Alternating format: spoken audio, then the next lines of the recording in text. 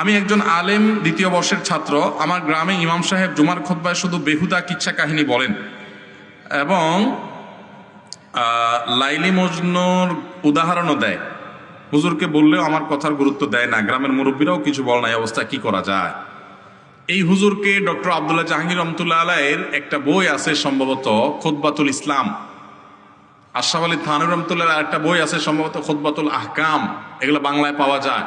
হুজুরকে এই বইটা হাদিয়া দিবেন। বুঝতে পারছেন কথা? ডক্টর আব্দুল্লাহ জাহাঙ্গীর রহমতুল্লাহর খুতবাতুল ইসলাম বইয়ে বিভিন্ন বিষয়ভিত্তিক খুতবা রেডি করা আছে।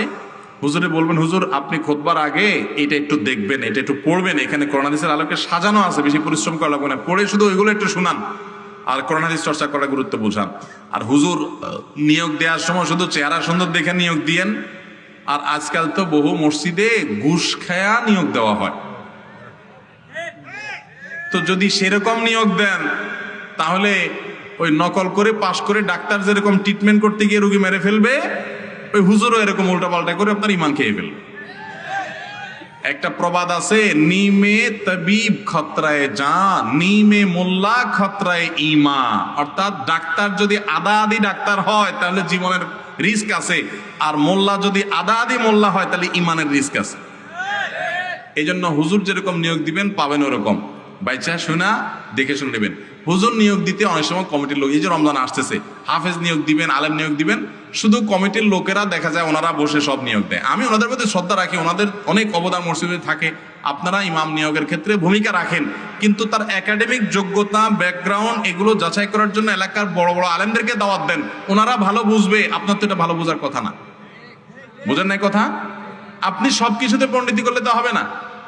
ওই যে কোন রাজা তার এক নাপিতে তার চুল কেটে দিছে, চুল কাটার পর রাজার খুব ভালো লাগছে। ভালো লাগার পর ওই নাপিতরে বলছে, শুনো তোমাকে আমি একটা পদক দিতে চাই। বলে কি দিবেন রাজা সাহেব? বলে পদকে হলো তুমি হলা সাইয়্যিদুল হাল্লাকিন, তুমি হলা নাপিতদের শ্রেষ্ঠ, তোমাকে শ্রেষ্ঠ নাপিত ঘোষণা দেওয়া হলো, রাষ্ট্রীয় পদক দিয়ে দিলাম। নাপিত খুশির চোটে বাড়িতে লাফাইতে লাফাইতে আসছে। বউরা এসে বলতেছে যে জীবনে সারা জীবন চুলি কাটলাম, কেউ তো কোনোদিন সম্মান দিল না, আজকে রাষ্ট্রীয়ভাবে আমি পদক পাইছি শ্রেষ্ঠ নাপিত হিসাবে। খুশির কোনো শেষ নেই। তো বউটা একটু পড়ালেখা করা ছিল, শিখিয়ে দিয়েছিল। সে হাসতেছে। বলে হাসতেছো কেন? বলে যে তোমার এই পদকের 2 পয়সা কোনো দাম আমার না, এটা খুশির কোনো কারণ না। বলে কেন খুশির কারণ না? রাজা আমাকে শ্রেষ্ঠ নাপিত ঘোষণা দিয়েছে আর তুমি বলছো এটা খুশির কারণ না, তো কে ঘোষণা দিলে খুশির কারণ হবে? তখন বউ বলতেছে, দেখো রাজা রাজনীতি বুঝে, রাজা চুলনীতি বুঝে না। রাজা তোমাকে সবচেয়ে ভালো চুল কাটে সার্টিফিকেট দিছে, ওই বেটা চুল কাটার কি বুঝে?